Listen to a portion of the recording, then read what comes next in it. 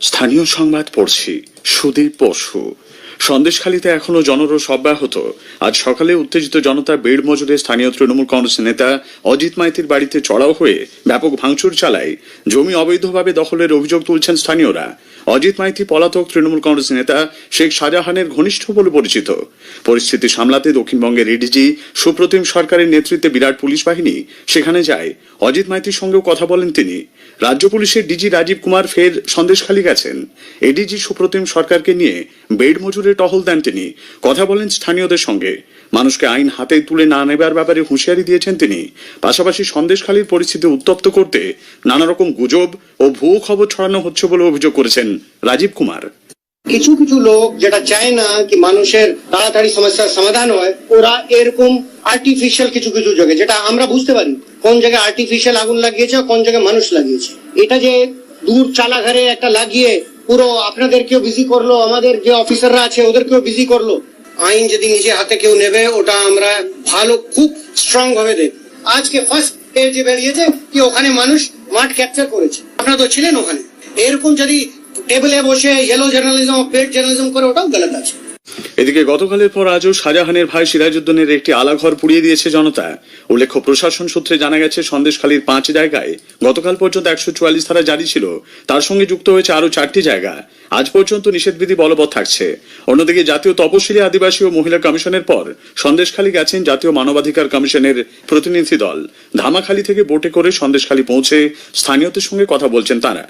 BJP সাংসদ লকেট চ্যাটার্জির নেতৃত্বে বিজেপির একটি প্রতিনিধি দল আজ সন্দেশখালীর উদ্দেশ্যে রওনা হলেও ভোজের হাটে তাকে আটকে দেয় পুলিশ। পুলিশের সঙ্গে বচসায় জড়িয়ে পড়েন সাংসদ। তার অভিযোগ, পরীক্ষার কারণ দেখিয়ে সন্দেশখালী যেতে দিচ্ছে না পুলিশ।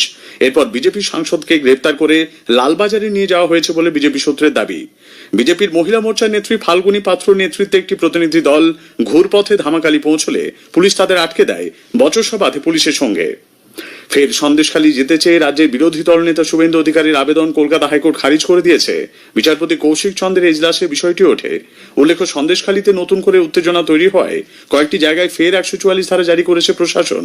আগামী সোমবার সন্দেশখালী যাওয়ার অনুমতি চেয়ে হাইকোর্টে দ্বারস্থ হয়েছিলেন বিরোধী দল নেতা।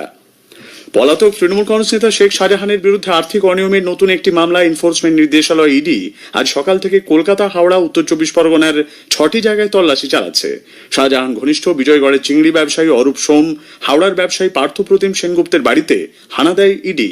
বিরাটির চিংড়ি মাছ আমদানি রপ্তানি ব্যবসায়ী অরুণ সেনগুপ্তর বাড়ি ও অফিসেও চলছে তল্লাশি। এদিকে আগামী 29 তারিখ তৃতীয়বার সিজিও কমপ্লেক্সে শেখ শাহজাহানকে তলব করেছে ইডি। নির্বাচন কমিশন সন্দেশখালীতে অশান্তির ঘটনায় উদ্বিগ্ন। রাজ্যের মুখ্য নির্বাচনী আধিকারিককে সেখানকার পরিস্থিতি নিয়ে রোজ রিপোর্ট পাঠাবার নির্দেশ দিয়েছে তারা। সেই মতো মুখ্য নির্বাচনী আধিকারিক ডক্টর আরিজ জাবতাব প্রতিদিন সিআরপিএফ এর নোডাল অফিসার বিকে শর্মার সঙ্গে বৈঠক করে বিকেল 5টার মধ্যে কমিশনের কাছে রিপোর্ট পাঠাচ্ছেন। ভাঙড়ে তৃণমূল কংগ্রেস কর্মী খুনের মামলায় আইএসএফ বিধায়ক নওশাদ সিদ্দিকীকে আগাম জামিন দিয়েছে কলকাতা হাইকোর্ট। গত বছর 16 জুন পঞ্চায়েত নির্বাচনের সময় ভাঙড়ে খুন হয়েছিলেন রাজু নস্কর নামে এক তৃণমূল কংগ্রেস কর্মী। ওই ঘটনায় নওশাদ সহ 68 জনের বিরুদ্ধে মামলা দায়ের হয়। কেন্দ্রীয় সরকার মৎস্যজীবীদের মৃত্যুকালীন অর্থ সাহায্য 5 লক্ষ টাকা বরাদ্দ করেছে। কলকাতায় আজ 13তম ইন্ডিয়ান ফিশারিজ অ্যান্ড অ্যাকোয়াকালচার ফোরামে কেন্দ্রীয় মৎস্যমন্ত্রী পুরুষোত্তম রূপালা একথা জানিয়েছেন। তিনি বলেন, এর আগে এই অর্থ সাহায্য মাত্র 1 লাখ টাকা ছিল। প্রধানমন্ত্রী তা বৃদ্ধি করে 5 লক্ষ টাকা করেছেন। পাশাপাশি অ্যাকোয়াকালচারের শস্য বীমা সহ মৎস্যজীবীদের জন্য নানা ধরনের বীমা চালু করার উদ্যোগ নেওয়া হয়েছে। রাজ্যের বাস, মিনিবাস সহ অন্য গাড়ির বকেয়া সিএফ, ট্যাক্স ও পারমিট পুনর্নবীকরণে চলতি বছরের 1 জানুয়ারি থেকে চালু হয়েছে জরিমানা মুকুব প্রকল্প ওয়েভার স্কিম। চলতি আর্থিক বর্ষের জন্য এই প্রকল্পের সময়সীমা আগামী 29 ফেব্রুয়ারি শেষ হচ্ছে। এটি বাড়িয়ে আগামী 31 মার্চ করার পরিকল্পনা রয়েছে বলে সূত্রের খবর। চূড়ান্ত সিদ্ধান্ত গৃহীত হলে বিজ্ঞপ্তি জারি করা হবে। কেন্দ্রীয় সরকারের অমৃত প্রকল্প সফলভাবে রূপায়ণের জন্য চলতি বছর রাজ্যের 11টি পুরসভাকে পুরস্কৃত করা হবে। নিকাশি, পানীয় জল সরবরাহ সহ একাধিক নাগরিক পরিষেবার মানোন্নয়নে অমৃত প্রকল্পের অধীনে কেন্দ্রীয় বরাদ্দ সঠিকভাবে ব্যবহারের জন্য সর্বভারতীয় স্তরে 11টি পুরসভা পুরস্কৃত হবে। এগুলি হল উত্তরপাড়া, হাওড়া, নবদ্বীপ, বারাসত, উলুবেড়িয়া, শিলিগুড়ি, চাঁপদানি, ভাটপাড়া, কল্যাণী, উত্তর ব্যারাকপুর এবং দক্ষিণ দমদম পুরসভা।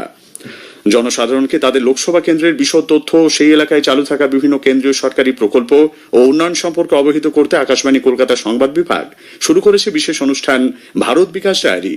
প্রতিদিন রাত 8:50 গীতাঞ্জলি প্রচার তরঙ্গে শুনুন 10 মিনিটের এই অনুষ্ঠান। এছাড়াও অনুষ্ঠানটি সরাসরি শোনা যাচ্ছে আমাদের সোশ্যাল মিডিয়ায়। আজকের প্রতিবেদনে থাকছে কোচবিহার লোকসভা কেন্দ্র।